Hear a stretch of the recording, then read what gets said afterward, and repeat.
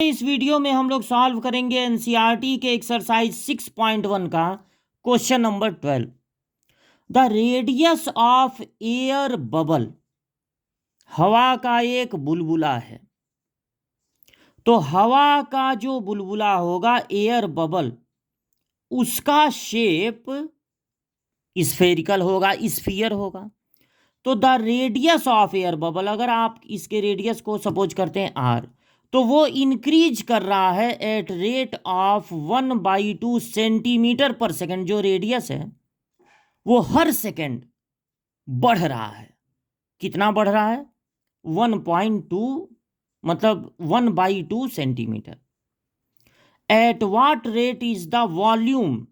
तो आपको पता होना चाहिए कि स्फीयर के वॉल्यूम का फार्मूला होता है 4/3 पाई आर क्यूब।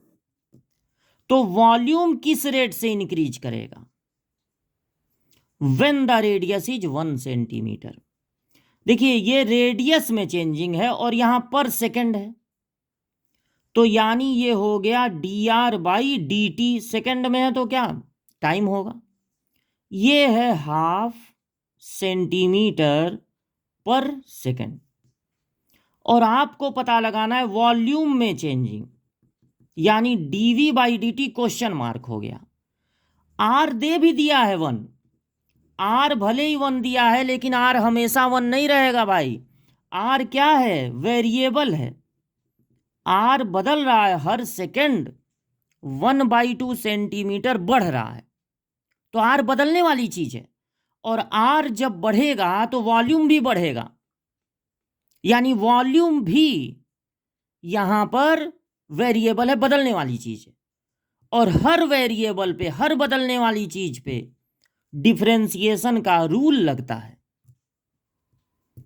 तो अब dr/dt पता है, dv/dt फाइंड करना है। तो क्या करेंगे?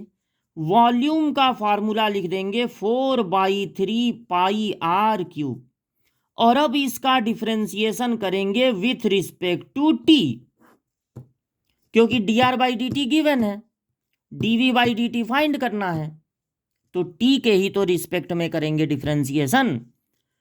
हर फार्मूला टी पर लगाना है, लेकिन हर बदलने वाली चीज पर भी डिफरेंशिएशन का फार्मूला लगेगा।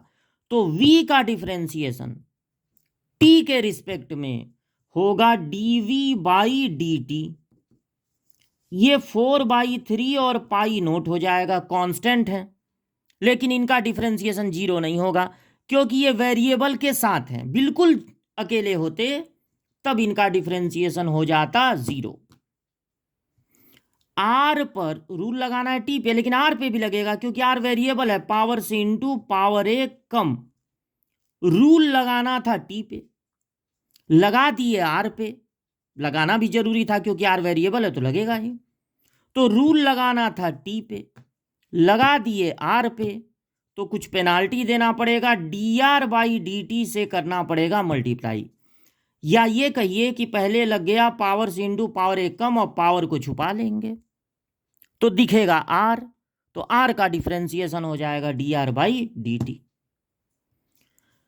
dv/dt फाइंड करना है 4/3। पाई की वैल्यू रखना कोई जरूरी नहीं है, चलिए 3 काट भी देते हैं।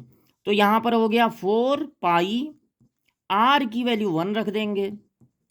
अब आप कहेंगे आर की वैल्यू 1 था तो पहले क्यों नहीं रखे?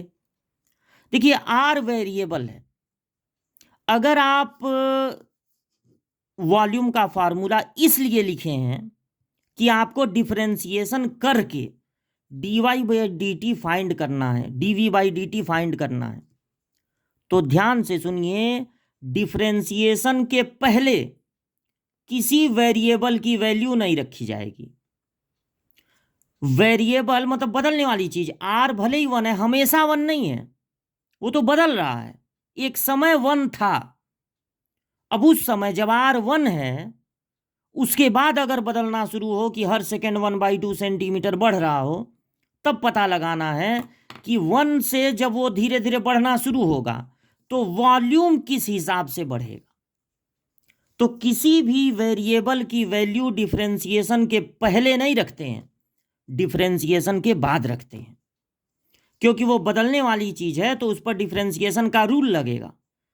पहले ही रख देंगे तो रूल कैसे लग पाएगा, इसलिए वेरिएबल की वैल्यू डिफरेंशिएशन के बाद रखी जाती है।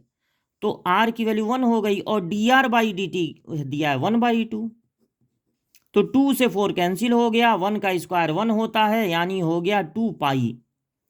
देखिए वॉल्यूम होगा सेंटीमीटर स्क्वायर में भाई, टाइम होगा सेकंड में, यानी 2 पाई सेंटीमीटर क्यूब। वॉल्यूम किस में होगा, सेंटीमीटर क्यूब में, तो 2 पाई सेंटीमीटर क्यूब पर सेकंड। इस हिसाब से वॉल्यूम बढ़ेगा अगर रेडियस इस हिसाब से बढ़ रहा हो। यही आंसर है।